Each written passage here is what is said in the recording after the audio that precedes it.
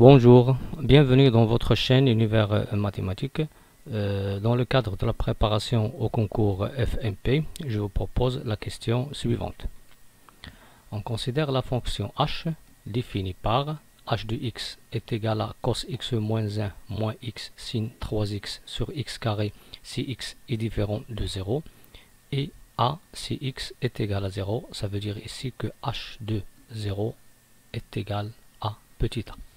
Donc la question ici, la valeur du réel petit a. Donc ici on va chercher la valeur du réel petit a tel que h soit contenu en 0. Et réponse A 4 tiers, réponse B 7 demi, réponse C moins 4 tiers, réponse D 0, réponse E moins 7 demi.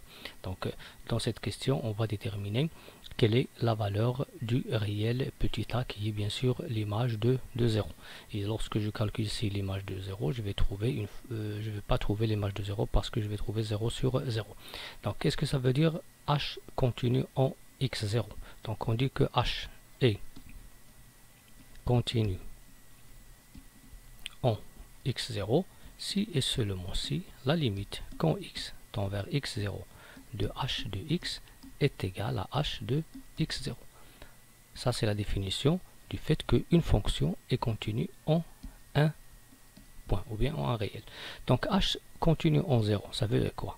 Ça veut dire que la limite quand x tend vers 0 de h de x est égale à h de 0. Et c'est quoi h de 0? C'est petit a. Donc pour déterminer la valeur de a, on va calculer la limite quand x tend vers 0 de h de x. Donc commençons par calculer cette limite.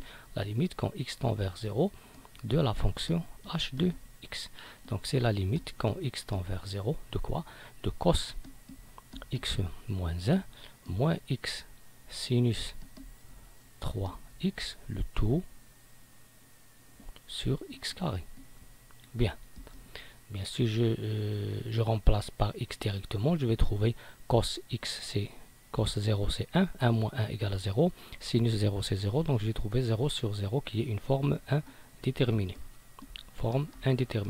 Donc ici, qu'est-ce que je vais faire? Je vais décomposer cette fonction en deux fonctions. Je vais l'écrire sous la forme de la différence de deux fonctions. C'est la limite quand x tend vers 0 de cos x moins 1 sur x carré moins x sinus 3x sur x carré. Donc qui est égal la limite quand x tend vers 0 de quoi? Je sais que j'ai une limite, bien sûr, ici, la fonction, c'est une fonction trigonométrique. J'ai bien sûr la limite quand x tend vers 0 de sinus ax sur ax est égal à 1. Et la limite quand x tend vers 0 de 1 moins cos x sur x carré est égal à 1 demi. Donc ici, j'ai cos x moins 1, donc je vais utiliser l'opposé de cette du numérateur. Donc je vais utiliser la limite quand x tend vers 0 de moins 1 moins cos x sur x au carré. Moins. Pour x, sinus 3x sur x carré, je vais simplifier par x. Je vais trouver sinus 3x sur x. Bien. Pour cette fonction, il tend vers 1 demi.